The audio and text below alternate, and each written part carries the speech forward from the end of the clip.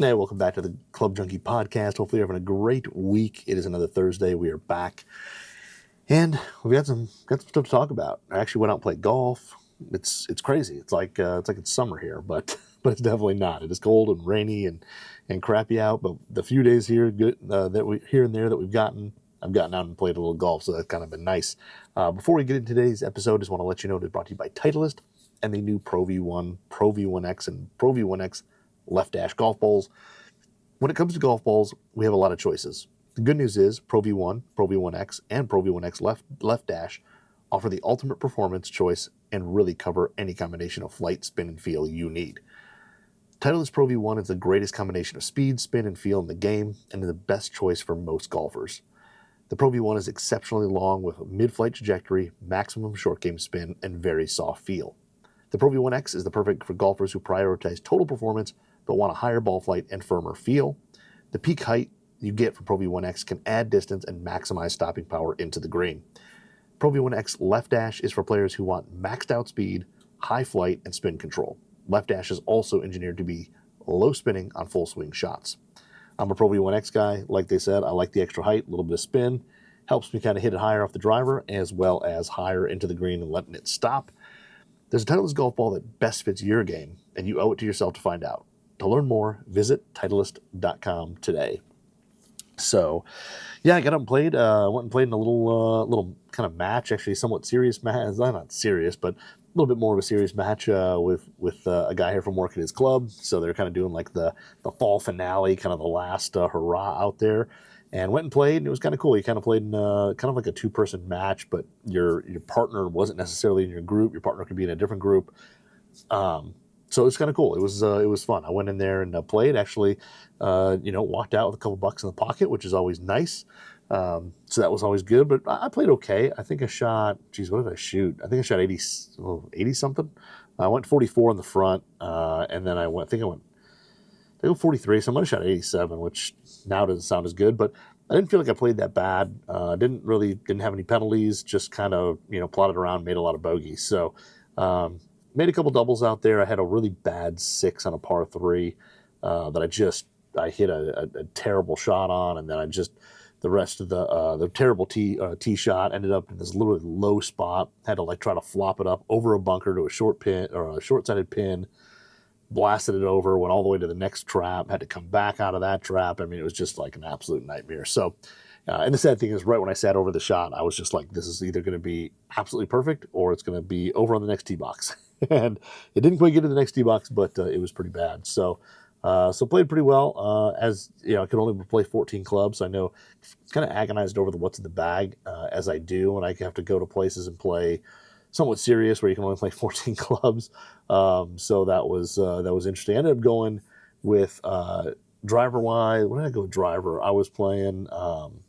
So I brought a GT2, my GT2, and I put the Project XT 1100 in there, and then I went to the range and I hit that against the what was it? What did I bring? Oh, the Paradigm AI Smoke Triple Diamond, not the max set, the standard Triple Diamond with the Tensei 1K red, and I ended up playing that. I was hitting that a little better on the range. I ended up playing that. 3-wood was my GT2 with the CQ, which I tell you what, that thing.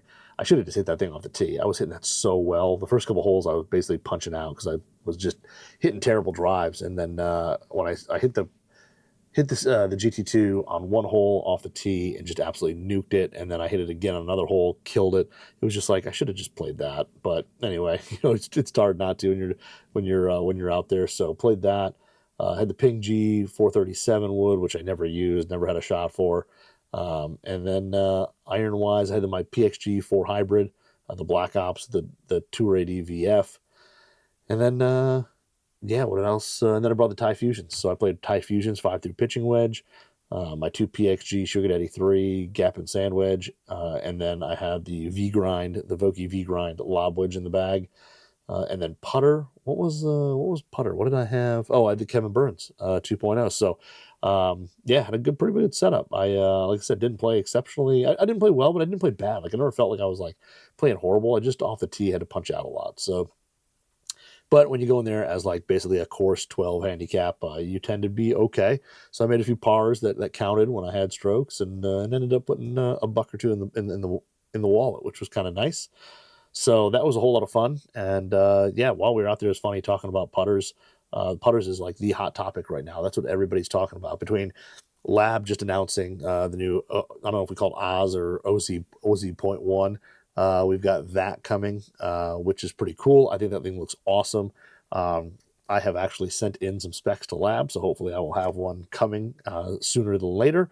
Really excited for that thing. I love the head shape, that kind of more mallet look, traditional mallet look. I'm really excited to see how that goes. So excited to get that one in. I know I'll put it up against the Mez and the DF3. I mean, the Mez one is kind of my game run in terms of labs, but really excited for that one there. Actually, I think I'm gonna order it with a little like heavier head too, just to see how that goes. So really excited to get that one in, and then I've got the new Odyssey square to square putters in as well. I've got all three: the Jailbird, the number 7, and the double wide. So I've been putting with those downstairs. I definitely want to get them out to the short game area before I talk about them on here. So not going to talk about them this week. Hopefully next week we'll talk about those ones. But those things are pretty cool. I know that's like the hot thing is, the lab style putters that everybody's coming out with. We've seen them now from, we have the new lab. We've got the Bettinardi, and we've got the Odysseys out right now. I'm trying to think if there's another one. I feel like and in Even Roll.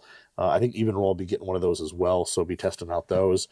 So it's going to be pretty interesting. I think the next few weeks in terms of putter testing is going to be pretty fun, and they're all going to be kind of this stroke balance, toe up type design. Everybody's calling them something a little bit different, but yeah, I mean everybody saw the success that Lab has had out on tour and with players, so everybody's jumping on board, and that's kind of the world of golf. I mean, the funny thing is that these style putters have been made for a long time. I mean, as far back as from my golfing career, I think the backstrike putters from Callaway came out in 2010, something like that. But they had the backstrikes. If you don't remember those, Google it. But the backstrike putters had this toe up type balance, this face forward balance, and they were a little funky looking because the shaft like went into like the back heel of the putter. They were definitely kind of funky looking, but it was funny back then. I mean, people had them, people tried them, and nobody really cared. Nobody went on tour and used them, and they just kind of Callaway made another iteration called the toe up line that was a little more traditional looking in terms of the styles. They just had kind of funky hosels to make the weighting look right, and they had those, and nobody cared. They didn't sell any of them. Everybody kind of gawked at how they looked and all that.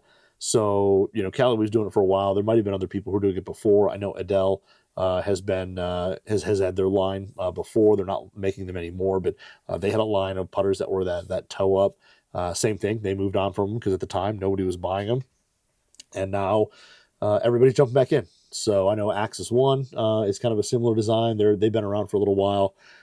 So there's going to be a lot of competition, I think, in that space, and it's going to be really interesting to see kind of where things go because, depending on, what you're looking for in terms of style, look, feel, sound, all that, depending on what your budget is, there's going to be a bunch of different models. So pretty interesting, but like I said, we'll probably talk Lab next week, or not Lab, we'll probably talk Odyssey next week when I get a little more time with them. I just haven't had that much. So I've had definitely more time with the Bettinardis, have taken those out on the course. So they've had a little more time. So they came in just before the Odyssey as well. So I'll get out there. I'll roll the Odyssey some more, and then we'll definitely talk about those. Like I said, hopefully maybe next week. I'm trying to think when other releases happen, but hopefully next week, if not the week after. But get to those, and it's kind of fun seeing all these cool putters. It's kind of cool to see a lot of excitement. I know I just did. If you don't follow me on Instagram, please do at Club Junkie Pod. Every week I try to do a Q&A session, and it's always fun. Like recently, it's been pretty interesting to see more people ask about those style putters. Like, is TaylorMade coming out with one? Is Ping coming out with one? And right now we don't know. I haven't seen either one of their full putter line, so I don't know what's coming. But the chances are that somebody might come out with one. I mean, let's be honest. If you're one of these guys, like look at Callaway. I mean, if you're looking at it, and any of your players have moved on and started using like a lab putter, why wouldn't you want them to use your putter? So let's make a similar style putter just in our thing and make it. So I get why they're coming out, and it'll be interesting to see if we see anything from anybody else. So I know on tour we saw one from Scotty. I just don't think I don't know. I don't think we'll see one from Scotty. I think it's a little too traditional. I mean, he's done stuff like the Futura, and some of the Phantom X's are kind of interesting in terms of how they do stuff. I just don't know if he's going to go that progressive and go to the that style putter. But anyway, we'll kind of find out and see for 2025 what people are doing. Yeah, so today we're going to talk about Bettinardi putters. And we're going to start off with the one that everybody wants to know about, and that is the Antidote putter. So if you're not familiar with the Antidote, it was just released this week, I think the other day on Tuesday. But the Antidote putter is Bettinardi's kind of version of a lab putter. It's their zero torque putter. So what they mean by that, and if you're watching this on YouTube, you can kind of see, if you basically hold the putter, like just rest it on your fingers and just rest it there, you can see that the face is pointed towards your target. So it's pointed for right-handed players left. If you're a left-handed player, it'll be pointed to the right. But it is basically a putter that they call zero torque. So it has, it's not traditional like face balance. The face will point up. Or most traditional putters, you'll see toe hang, so the toe of the putter will hang downwards at some degree, whether it's just, a little bit or all the way almost at 90 degrees, you'll see some toe hang there. And that's been the traditional putter. And as you putt, you can kind of feel that toe hang, that toe kind of move throughout the stroke. And depending how much arc you have, a lot of people would match up arc with how much toe hang. Some people just like their feel, no matter what their stroke did. They just like the feel, the look, or whatever of a certain putter. So, but the Antidote is Bettinardi's new one. So there's two models out. There's an SB1 and an SB2. In my hand, I have the SB2, which is the large kind of squared off mallet. The SB1 is kind of a blade design, and I don't have it in my hand because a guy in the office was like, I want to try this thing, and he ran off with it. So I did get to putt with it, but he wanted to definitely try it, so I gave it to him to go, and while I held onto this one for a little bit to do this show. So I've got the SB2, and the SB2 is the one I like the look of a little bit better anyway. The SB1 definitely looks good. It is a really simple, kind of straight, kind of wide body blade. So it kind of looks like a wide body blade, but it's got a really thick top line because the shaft goes in behind the face, and it goes in dead center. And then they just have a little like sight line on it, but it's pretty simple looking. Got real rounded bumpers on the back, a little more squared off on the front, and it's milled out of 303 stainless. But it's a really kind of unique design, or not a unique. It's really kind of simple design compared to this one. So the SB2 is basically aluminum back, aluminum top piece, and then the face is 303 stainless. So multi-piece held together. You can see all the bolts on the bottom. It's held together. And sometimes when you get into some of these shapes like this, where you have a bunch of designs, a bunch of bolts, a bunch of pieces, sometimes you get some weird feel to it. But this one definitely didn't have any of that. So from address, I think it looks really good. It is, like I said, kind of a square block there. Now there is some on the back end. You can kind of see they kind of angle off the back edges, the back corners. So it's not a true square, but it has that look to it. And I think it's pretty simple. There is, as you get it up close, there's a little more texture. There's some facets on the back end that you don't necessarily see as well from like the photos and stuff, but there are some facets on there to giving it some texture and some depth. And then, so it's a dark navy kind of base plate. And then there's this centerpiece, which holds the shaft that is made from, so both these pieces are made from aluminum, kind of bolted together. And then they bolt on this 303 stainless steel face that has a Bettinardi's Fit Face milling on the front. Now, I know I did a little three-swing challenge video on this. If you go to the Golf to Burex YouTube page, I did a three-swing challenge with this thing. I said this was a roll control face, and I was wrong. This is the Fit Face. Now, the Fit Face is just a bunch of horizontal lines milled together, or milled, and then you get a really soft and responsive feel from it. So, Fit Face on there, not roll control. I apologize. Overall, I like the shape. I actually think it's kind of simple. I know some people said it's kind of ugly. Some people don't like they say it's busy, whatever. I actually think it looks pretty darn good. I think it's pretty simple. I think the shape is simple. I think it gives a nice T alignment when you look at the gray center section and the 303 stainless face. It gives it a kind of nice T alignment. There's two sight lines that run down the center aluminum block, and there's a a sight line in the dead center of the stainless steel face. So a lot to kind of frame the ball and use to align the ball with. And overall, I think it's really simple. I like that a lot of these putters now are having full sight lines that you can use, because that was the one thing with like a lot of my labs is the sight lines are just short. Like my Mez, I love my Mez 1 Max, but the sight line's really short. It's just a little thing on the front before the shaft. And while it's not horrible, it does get the job done. I wish for something a little longer. My DF3, I had kind of a standard sight line as well. And then I have the DF3 broomstick, which I did the full line. I do a line that goes from the front all the way to the back, but it breaks up with the hole in the middle. So having full long sight lines, I found works best for me, and I really liked the look of this. I think it is, as busy as some people say it is, I think it is actually pretty simple. I don't think it's too crazy looking. And from address, it looks good. I think if you set it down behind the ball, it's easy to frame up. It's easy to line towards your target.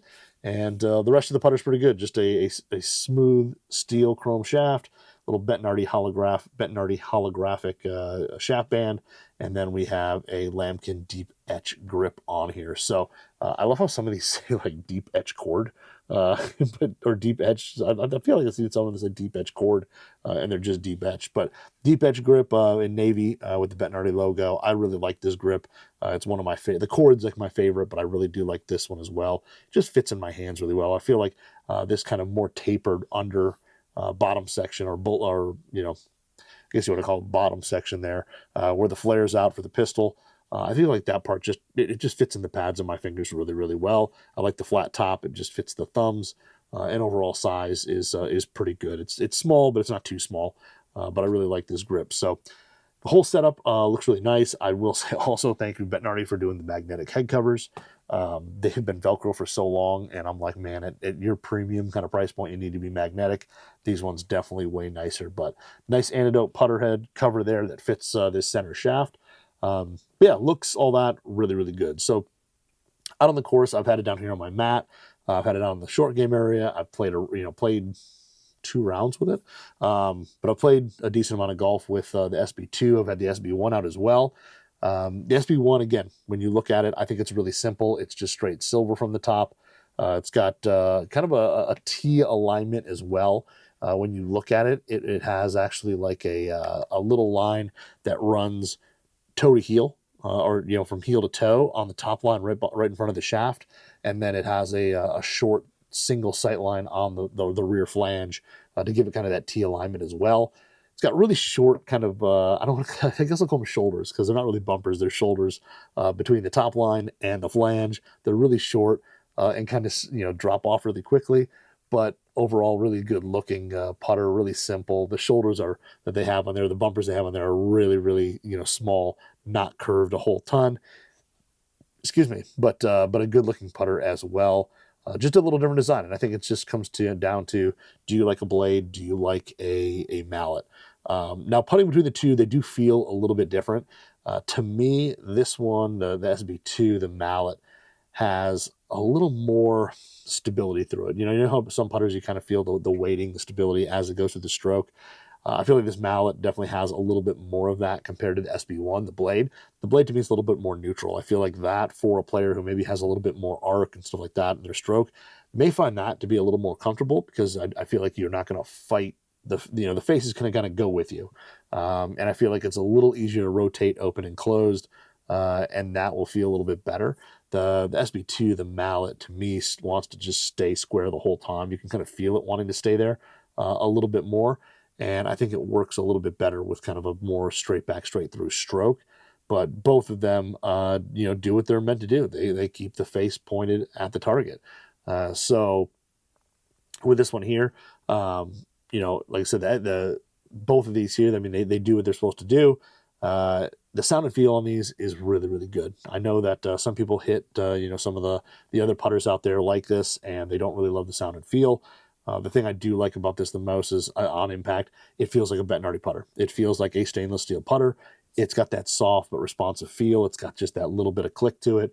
And it's got that solidness that steel offers that sometimes aluminum or other materials just don't offer. You can still make, an aluminum material or different material soft and that feel, but there's just not that solid feel to it. Aluminum always has like just a touch maybe of like hollowness to it compared to steel. So the 303 stainless face definitely makes a difference on that feel. I would be willing to bet that the milling on here, that fit face, definitely does something with it as well. But very, very soft, just a little click and impact. I mean, basically what you'd expect from a milled Bettinardi putter, which is pretty nice. So with this thing, sound and feel really good. Same thing with the SB1. The SB1, since the whole thing's milled out of 303 stainless, it just has that nice feel to it again, like you'd expect from a stainless Bettinardi putter. Much like this one, sound and feel is very good. The fit face is soft, but you still get decent responsiveness. So like if you do miss it, you hit it a little off the toe or the heel, you're going to get that just that slightly firmer feel to it. Both of these do a really good job of being responsive of where you hit it on the face, and on well-struck shots just give you that nice audible sound and that soft feel as that the ball leaves the face. The horizontal lines also do pretty good roll in the ball. I know they don't like, say that it's a big forward roll type thing, but they do actually a pretty good job. As I was out there on the course, even with long putts, didn't really notice any hopping, skidding, anything in excess like that. Now the greens were slow, so you were kind of hitting it hard, and never had anything like that. I mean, everything got off to a pretty good roll and pretty quickly, got the top spin or the forward roll going. So, nothing too crazy, but did put a good roll in the ball there. And then in terms of, making putts, I do have to say this thing, it worked really well. I would say that I putted as well with this SB2 recently as I've putted with some of my labs. I think it does have a little bit of that same feel, the SB2 does, of the face. Like my best description of it, and it's really hard, I think, to describe the feel of a putter through the stroke. But to me, like the lab putters, what I always liked is that they kind of almost like the face was pulling the putter towards the ball, towards the target. And it would just have that, it wanted you to just go towards the target.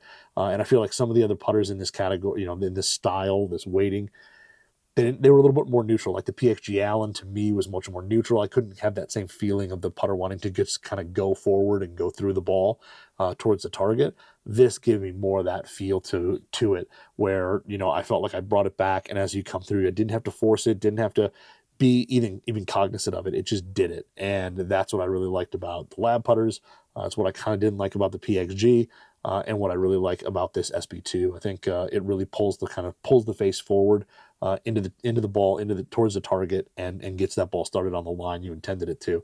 Now the SB1, I feel like doesn't have as much of that. It's got a little bit more neutral, and that's what I'm saying. I think players who are really kind of like feel sensitive, whatever, they might like that a little bit better.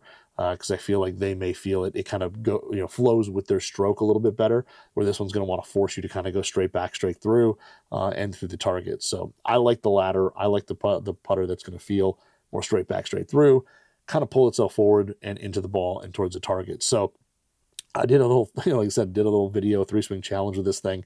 And I think the first putt that I did on the video just drained it. And it was like a 15-foot putt. So I did make a decent amount of putts with this.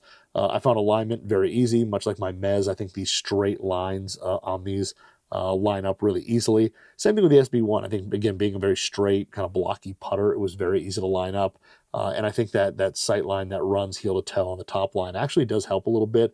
Kind of like Odyssey said with their old verses, like when you have lines that run, heel to toe there, you can kind of tell when the face is open or closed a little bit. And this one definitely, was easy to line up. Both of them were really easy to line up. I think the long straight sight lines on this one, for me, and then there's the boxier shape, because you can kind of use the face against the body as kind of a contrast as well, to make sure that the face was kind of pointed towards your target and squared up. But also the interesting thing with these two is that there's not really a lot of like forward shaft lean. So on a lot of putters, they have like this lean, like 3 or 4 degrees in the putter that goes like leans the shaft forward, puts a little forward press. These basically are straight in, so they're a little bit more traditional in terms of setup. When you look down on it, it just kind of looks like a center shafted putter that the shaft just happens to be behind the face. But it doesn't look anything crazy. It doesn't have a ton of shaft lean. It's got just a little bit now that I look at it, but I mean, it's pretty minimal. You don't notice it as much compared to a lot of other putters. Actually, I don't think it really has any. But this thing here, definitely, putt-wise, easy to make putts. I think short putts with this style putter are just almost automatic, especially short straight putts. Just easy to get on line, easy to get started, easy to get rolling towards the target. And then it's just a matter of, speed and read, which are still two difficult things to do in putting. But I think straight putts, very easy on here. And I think when you pick out a line, especially now, like I use the line of the ball a lot when I putt, using it with this, it makes it very easy to get things started. And again, you still got to read it. So, if you're thinking it's breaking, a ball outside left or whatever, you're still going to get that right along with the speed. But I think getting the things rolling was really, really easy. I didn't have anything like pressure putts. Like I noticed, like with my mez, I've taken out a time or two and, kind of playing a match or playing a little golf where you had a little pressure. I didn't have any of that here, but I definitely noticed that I didn't kind of yip the putter. So like one of my things is, I have my right hand on the putter, and especially on some putt, like a shorter putt where I feel like I need to hit it a touch harder, I kind of like push the right hand. It kind of gets a little, I guess it's yippy, but pushes the putter and I miss everything left. It's just something I've done, unfortunately, for a little while. I found I don't do it with my mez. I don't do it with any like the lab putters. And then slightly bigger grips can kind of help as well.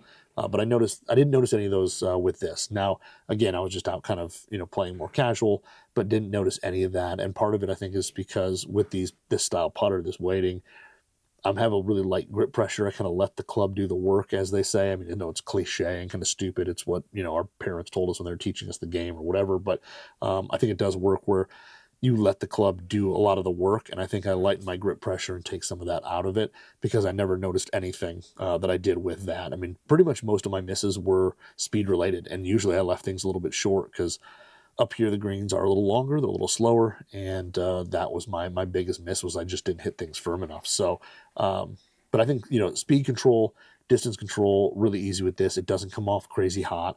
It comes off kind of natural. There's no, crazy speed to it. It's not slow. Like I said, it puts forward roll on the ball pretty quickly and pretty easily. And overall, I think it brings a little bit of traditional feel and look to a putter that is definitely unique. So I'm a big fan. I like this SB2 a lot. I definitely want to take this thing out some more and play with it some more. I'm definitely impressed with it. I think Bettinardi did a really nice job with, taking that style putter and putting their kind of stamp and brand on it and making, a few of the things a little bit more traditional than some of the others we've seen. So if you want to check out more on the Antidote, both SB1, SB2, you just go to bettinardi.com. They've got both up there, all the specs, all the different options.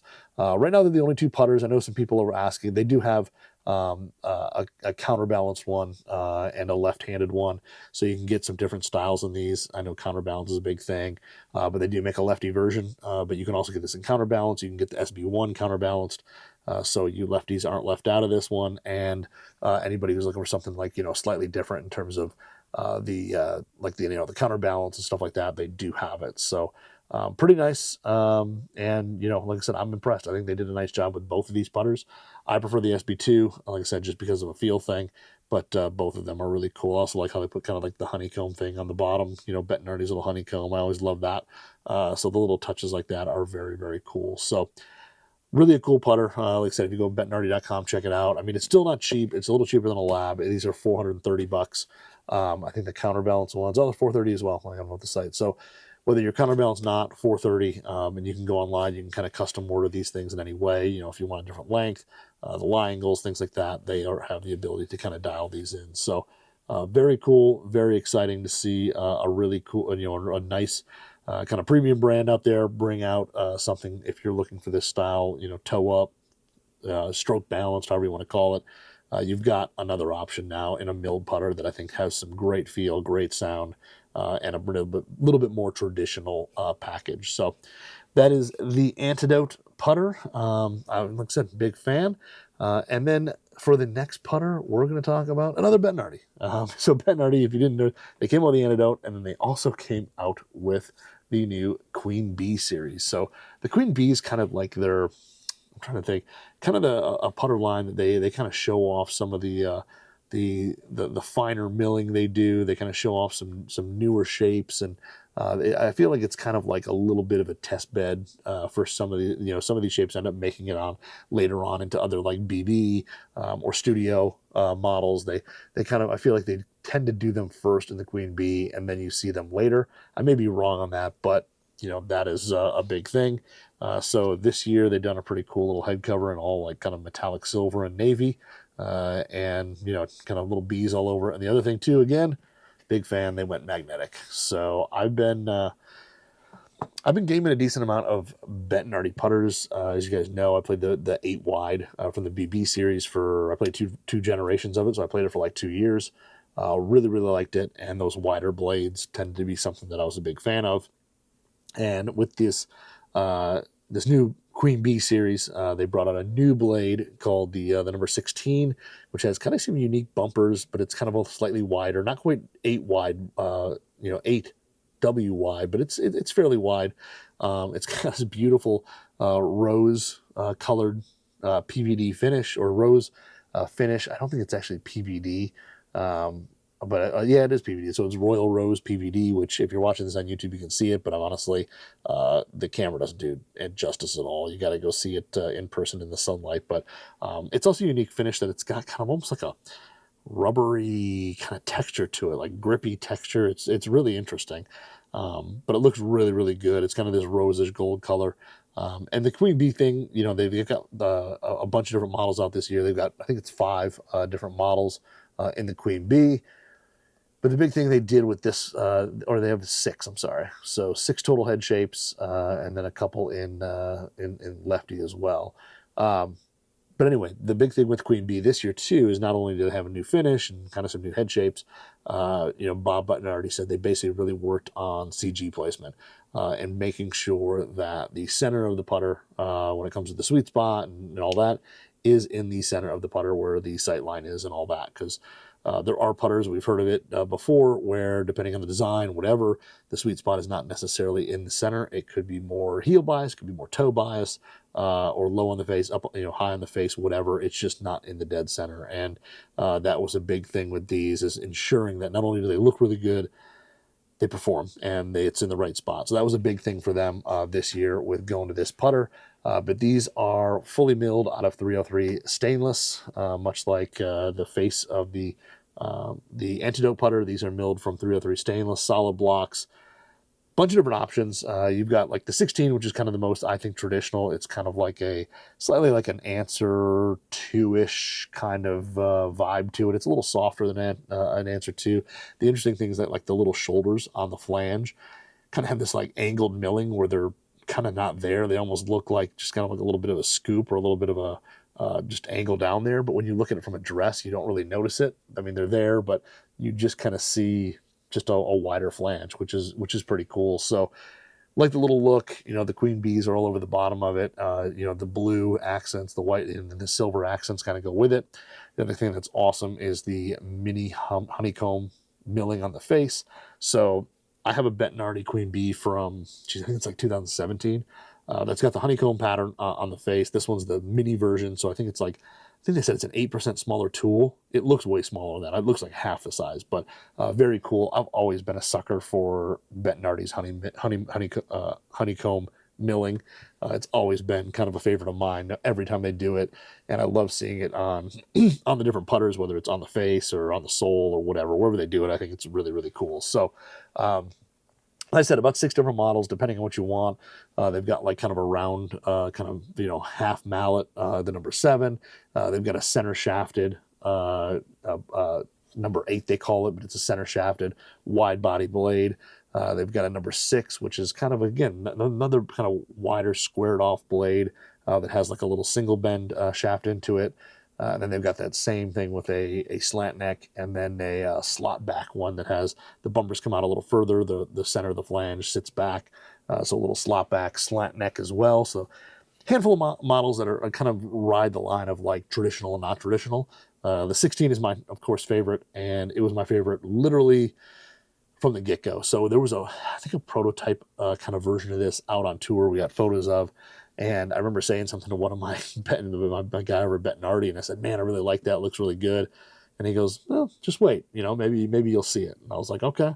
And then here it is. So I was like, man, the 16s looks really good. But I was rolling kind of all of these and down here on my mat. And honestly, this one, as soon as I hit it, I was like, wow, this is just, it's got that feel to it. When you put it down and through the stroke, it just feels good. This is the putter that did it. So this one, kind of like the Antidote, stepless steel shaft, holographic Bettinardi shaft band, and then it's got the lambkin. They call it the deep etch, but it's actually super smooth. the smooth, deep etch lambkin grip, which is like super tacky. It's really kind of a cool texture. It's almost like a brushed rubber, but it's got like a real kind of tacky feel to it, but it's got the shape of the deep etch cord. So really like the grip on it also. I think they did a nice job with that. But overall, I think the finish is awesome. I think the milling's very cool. I love the kind of the queen bees on the bottom.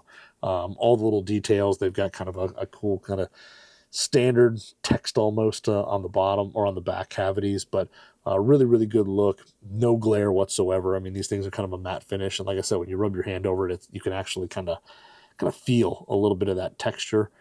So, definitely something that's unique. Now feel on these, because I mean, that's the big thing. I mean, these are kind of traditional. These aren't built as, stroke balance putters or anything like that. I will say feel on these is really good. So my 2017 Queen Bee, I really like. It was kind of more similar to really the number 6 that they made. Actually, it's kind of more the slot back, but it's kind of similar to slot back. It had a really firm feel to it, which, the honeycomb milling, it's a shallow mill. You get a lot of that sound and feel out of it. It had some click, had some sound. This here, definitely softer. I was expecting it to be a lot firmer. The first putt I hit, I was really shocked at how good this thing felt, because I was expecting it to be a little bit more on the firmer, louder side, and it's not. Really traditional, really bit softer, definitely firmer than the Fit Face on the Antidote. So if you're someone who likes a little firmer feel, this is going to offer it compared to that, but definitely softer than the old traditional honeycomb milling. So the mini definitely makes a difference. It definitely has that slightly softer yet firmer feel, but it's really good there. So on there with putts, I mean, this thing, it putts really well. Responsiveness is insane. I mean, when you hit it, when you miss hit it just even the slightest bit, you know exactly that you miss hit it. You get that audible and that little bit of vibration kind of run into your hands, and it just goes. For having this kind of shallow mill, the ball actually gets off and starts rolling pretty well. It's not quite as smooth as the Fit Face or the Fit Face or Roll Control or anything that's kind of built for forward roll. You don't get quite as much of that with this. There is kind of a little bit more traditional skid and roll out.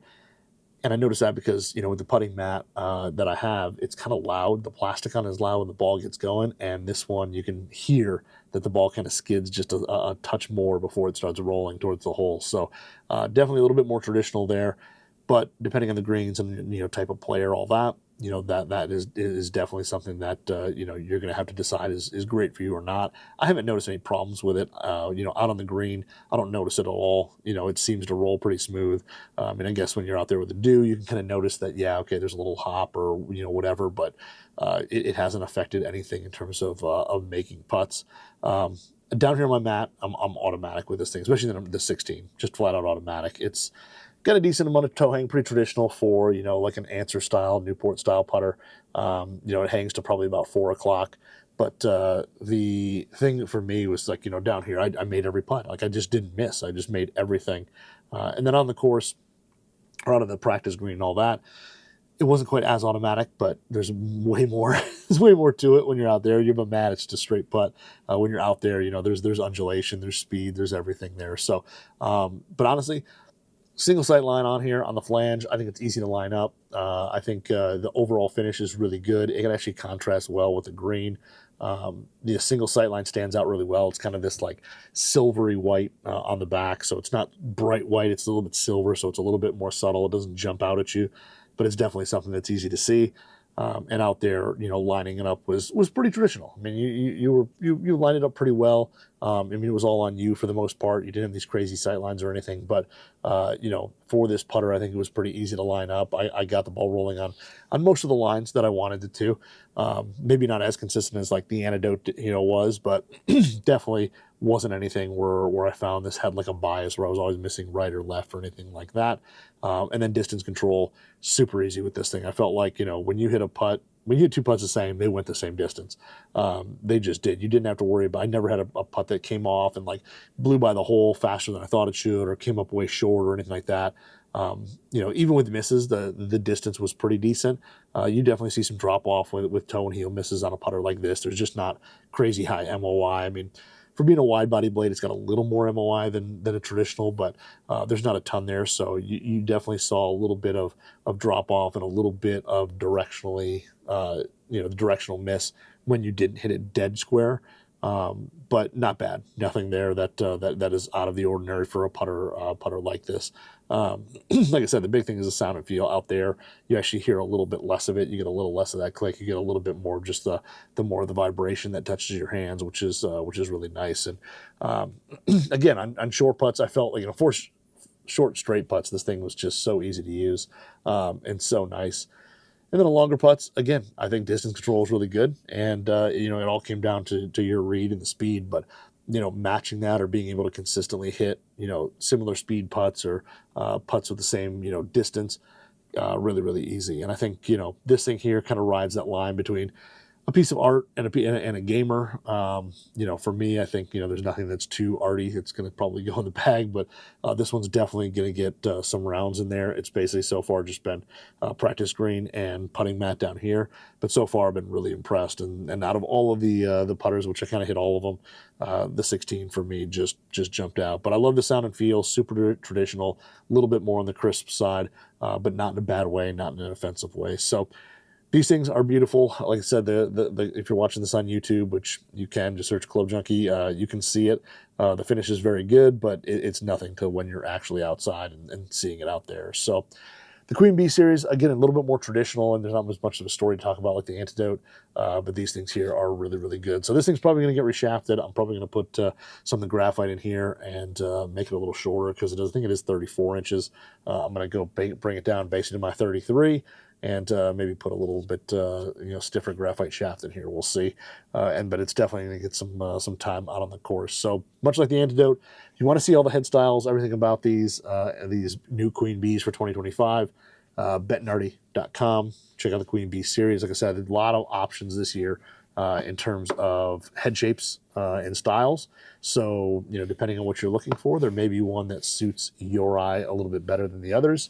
Like I said, the 16 was kind of my jam, and some of these other ones, like the 7, the little round mallet, look awesome. So a lot of really, really good ones there. So Bettinardi.com, check out the new putters, both the Antidote and the Queen Bee. I think both versions are really, really solid. So that is all I've got today. Hopefully you guys, again, have a great weekend. Hopefully you get to play some golf, and we'll talk again next week.